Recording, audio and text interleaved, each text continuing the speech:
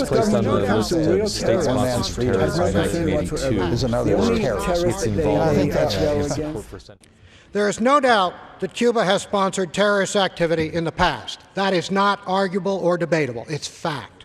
Cuba was placed on the list of state sponsors of terrorism in 1982 for its involvement in support for Central American terrorist groups and for its sheltering of U.S. domestic terrorists.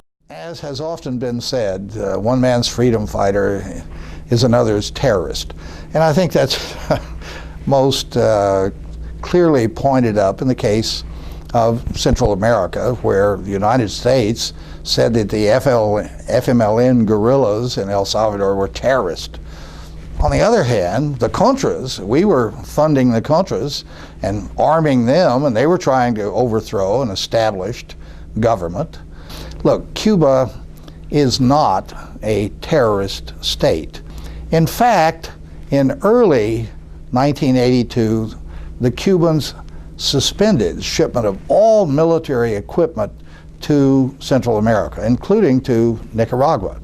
Said that they were doing so to improve the atmosphere for negotiations, not only in Central America, but between our two countries. I know they did this because I was the chief of the U.S. interest section in Havana at the time and received the Cuban overtures. I reported this to the U.S. government, asked if we had evidence to the contrary.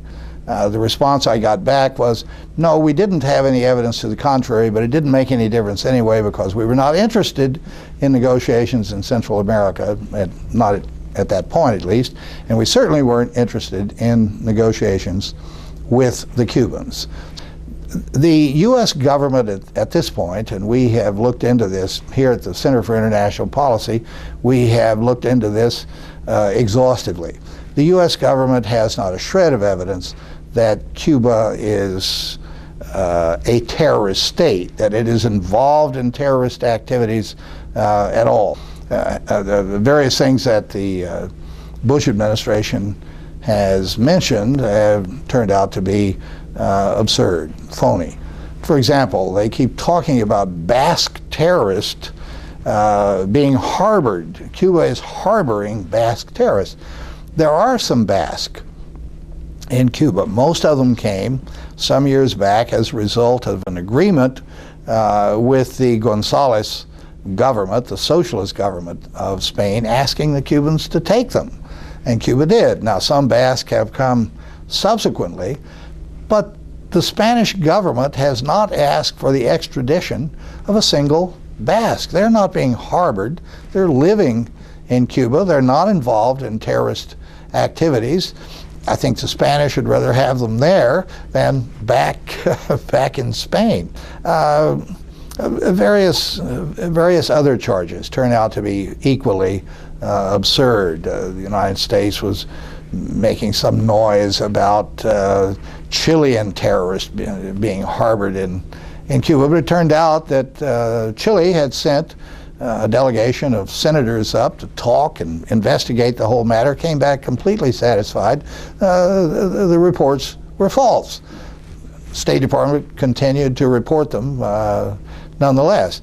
And as for these so-called U.S. terrorists being harbored in Cuba, yes, there are some fugitives from U.S. justice in Cuba.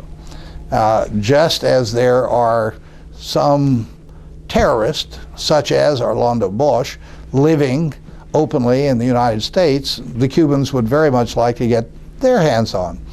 At some point, we will have to negotiate a new extradition treaty. The old one hasn't been used in the past 40 years, is outdated, and will have to be renegotiated. But obviously, we won't reach that point until we have a more normal relationship between our two countries. The U.S. government, when it comes to real terrorists, has no concern whatsoever. The only terrorists that they are against, or the only alleged terrorists, are those who are citizens of countries who are ODEs, officially designated enemies. You know, there was no moral basis to the whole policy of terrorism or anti-terrorism. It's all politics. There's no evidence that they're exploiting terrorism. There's none. I've written to Colin Powell on this. I've asked everybody from the State Department and the Department of Defense that I've had an opportunity to talk to on this, where's the evidence? There's none. There's none. And to me, by keeping Cuba on the terrorist list, you diminish the importance of the terrorist list. I mean, I want that list to mean something. I don't want people around the world to say, oh, that country's just on the terrorist list because of some domestic political concerns in the United States. I want people to look at that list and say, that list means something. Those countries that are on that list are in fact exporting terrorism around the world. And I've tried to persuade the administration that Cuba should be taken off that list. They don't belong there. I mean, Cuba is not a Jeffersonian democracy. Fidel Castro has a lousy human rights record. But there's no evidence that he's exporting terrorism around the world. There's none. I come to you today as a pastor. I come representing Pastors for Peace. I come to stand with our sisters and brothers in Cuba in the midst of the worst provocation by any U.S. administration in history. But I come to declare that you are loved, respected, appreciated, and supported by millions of U.S. citizens who oppose our government's hostility, provocation, and breaches of diplomatic norms. As a pastor for peace, I call on my government to stop labeling Cuba as a terrorist state, when in fact, the U.S. harbors and finances terrorists, criminals, indeed murderers of Cuban citizens, allowing them to openly operate terrorist training camps and freely walk the streets of South Florida with a stated purpose of being terrorists to overthrow the Cuban government.